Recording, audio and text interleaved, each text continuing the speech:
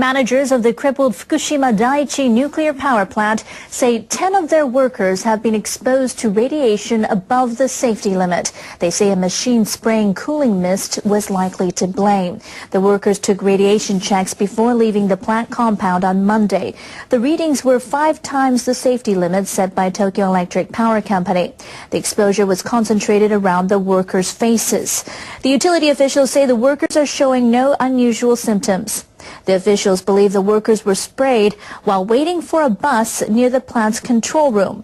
They say a machine was spraying mist to help prevent heat stroke among the workers. The officials say the machine drew water from a dam about 10 kilometers away from the plant. The same water is used for toilets and other facilities.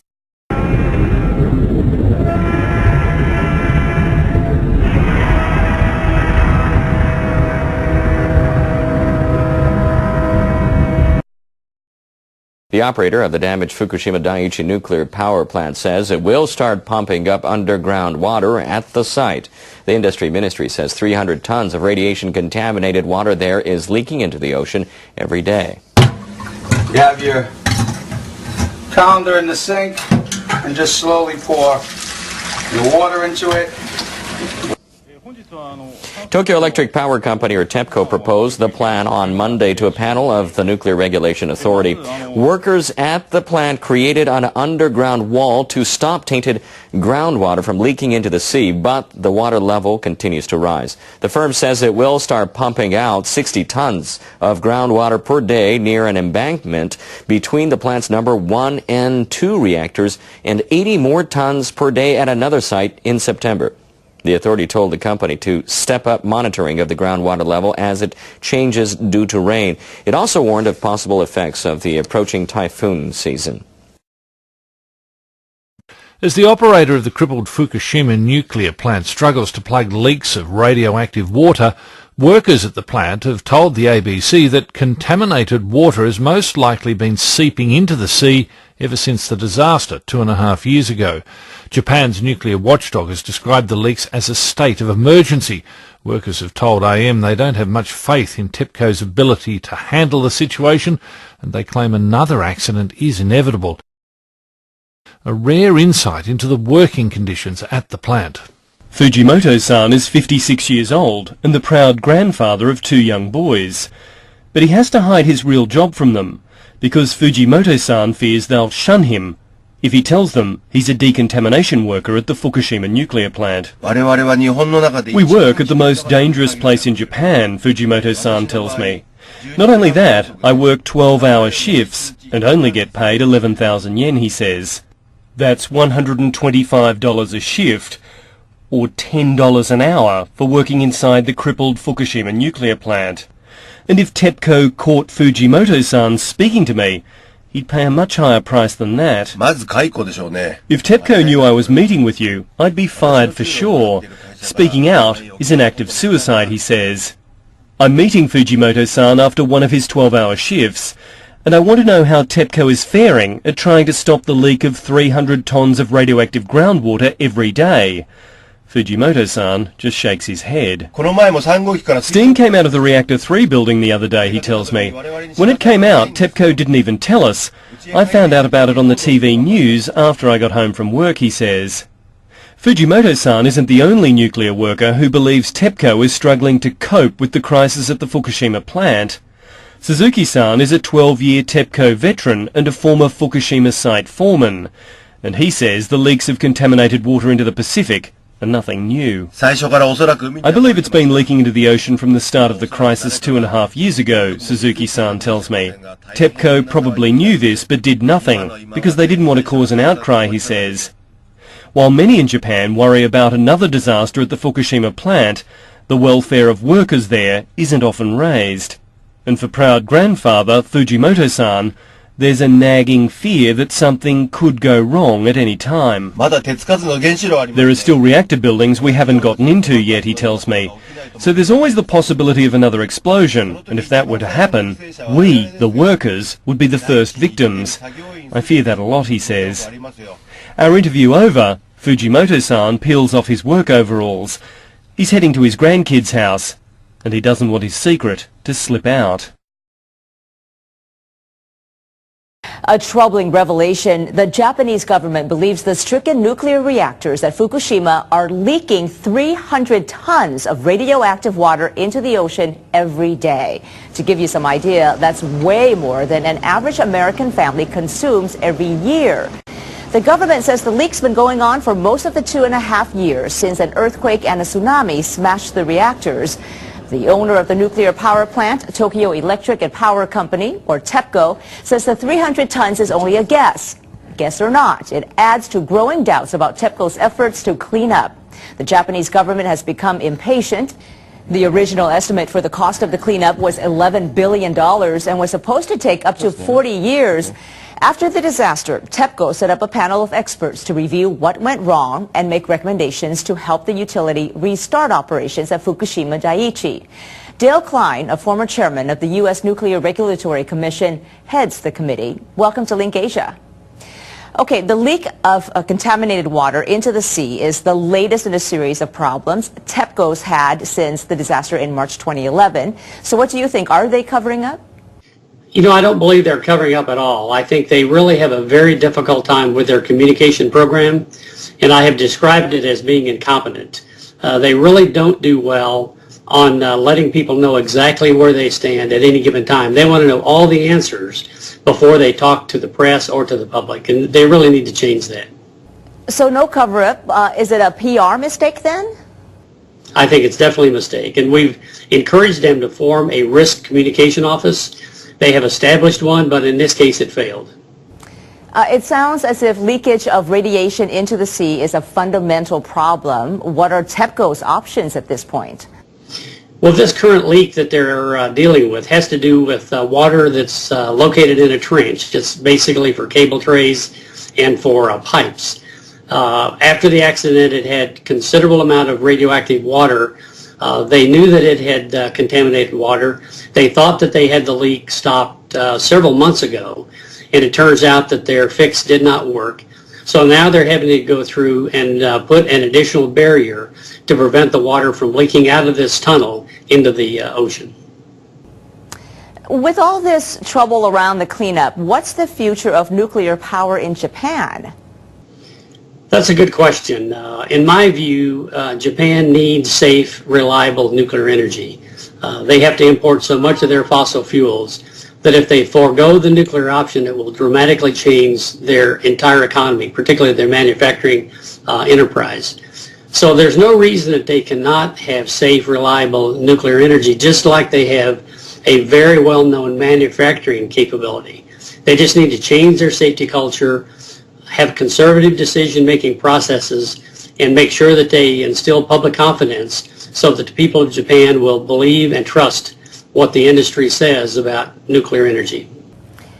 So how is the industry doing in terms of public education, since polls show most Japanese are against nuclear power? At the moment, I don't think they're doing very well. I think they need to continually be proactive. They need to be more open, more transparent. And I think the responsibility for educating the public in Japan is not just a responsibility of TEPCO, it's of the entire nuclear industry, the government, and universities. It's very easy to let people say they don't want nuclear energy, but they really need to understand what their options are if they forego that option. And that will mean less reliable electricity, more contribution to global climate change, and other factors. So if you ask anyone if they want nuclear energy, they usually say no. But if you ask them if they want electricity, the answer is yes. They just need to understand what their options are. Okay, so still some tough challenges ahead. Thank you. Thank you very much. Dale Klein is chairman of TEPCO's Nuclear Reform Monitoring Committee. You can learn more about him on our experts page. In other Asian countries, nuclear power's in trouble too. In South Korea, there are revelations that inspectors faked results of safety tests of reactor equipment. 3 reactors have been closed, and authorities are poring over records to see if a dozen others were also given phony safety certificates. China's ambitious nuclear power program is also struggling. Protests have forced the halt of construction in Guangdong of a nuclear plant for enriching uranium to fuel reactors. And in India, protesters held up construction of a reactor in the state of Tamil Nadu for more than a year because of safety concerns. Japan's industry ministry will ask a group of experts to re-examine the safety of its plan to bury highly radioactive waste from nuclear power plants. Officials began selecting disposal sites in the year 2000. But there's been no progress amid public concerns about safety. The plan calls for burying nuclear waste in a stable stratum more than 300 meters underground. The plan's feasibility was based on a report compiled in 1999 by a government-affiliated organization. The ministry will set up a working group of experts as early as September to re-examine the plan's safety for the first time in 14 years. The ministry will ask academics to recommend experts with a neutral view. The experts will check whether an underground disposal facility will be able to store nuclear waste for a long period of time, even if earthquakes and crustal movements occur. They will use knowledge learned from the March 2011 quake and nuclear disaster. Sunday marks 2 years and 5 months since the March 11th disaster. The residents of a town about 10 kilometers from the crippled Fukushima Daiichi plant have visited family graves before the Buddhist Bon holidays. Many gravestones were washed away by the tsunami and weeds have grown around the foundations. Some people had difficulty finding the graves. My dear, I'll come back next month to see you again. Sunday marks 2 years and 5 months from the March 11th disaster. A group of volunteers is searching for people still missing after the 2011 earthquake and tsunami in northeast Japan. Japan's modest recovery is creating greater demand for power. The country's energy consumption is set to mark its first year-on-year rise in 3 years. The Institute of Energy Economics forecasts Japan's energy consumption for fiscal 2013 will be up 0.7% from the year before. This is a reversal of 2 years of declines following the March 2011 disaster. The reason is the rise in power usage by retailers and hotels on the back of an economic recovery. Steel and cement plants are also using more energy as they ramp up production. Meanwhile, household energy use continues to drop thanks to power-saving efforts. Officials at the Institute say Japan's energy consumption may rise further in fiscal 2014 if the global economy continues to improve. When the fish all die and the lakes catch fire, will it be worth it then? And when the cancer rate's 90% or higher, will it be worth it then? When the whole world's at war over water and oil, will it be worth it then? And when there's no more fighting, 'cause there's no more spoils, will it be worth it then? If not, what will it take to make you change your mind? What kind of sign would convince you that people are worth more than you can get from them? What has to happen before you embrace your part? Or will it be too late to fix all the problems you promised the market would sort out? 'Cause economic growth won't save us. Cost of analysis won't save us. Voluntary rules won't save us. Rich economists won't save us. When the glaciers are gone and the oceans are too strong, will it be worth it then?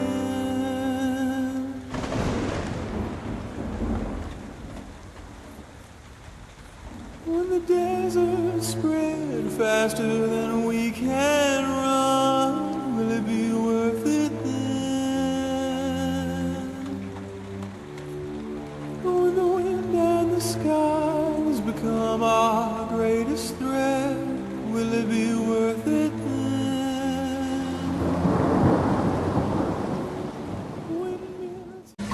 You have your colander in the sink and just slowly pour your water into it. Tokyo Electric Power Company, or TEPCO, proposed the plan on Monday to a panel of the Nuclear Regulation Authority. Workers at the plant created an underground wall to stop tainted groundwater from leaking into the sea, but the water level continues to rise. The firm says it will start pumping out 60 tons of groundwater per day near an embankment between the plant's number 1 and 2 reactors and 80 more tons per day at another site in September. The authority told the company to step up monitoring of the groundwater level as it changes due to rain. It also warned of possible effects of the approaching typhoon season. The utility officials say the workers are showing no unusual symptoms. The officials believe the workers were sprayed while waiting for a bus near the plant's control room. They say a machine was spraying mist to help prevent heat stroke among the workers. The officials say the machine drew water from a dam about 10 kilometers away from the plant. The same water is used for toilets and other facilities.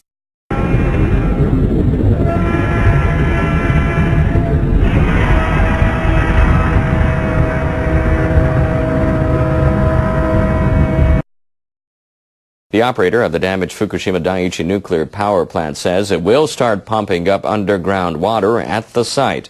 The industry ministry says 300 tons of radiation-contaminated water there is leaking into the ocean every day. Managers of the crippled Fukushima Daiichi nuclear power plant say 10 of their workers have been exposed to radiation above the safety limit. They say a machine spraying cooling mist was likely to blame. The workers took radiation checks before leaving the plant compound on Monday. The readings were 5 times the safety limit set by Tokyo Electric Power Company. The exposure was concentrated around the workers' face.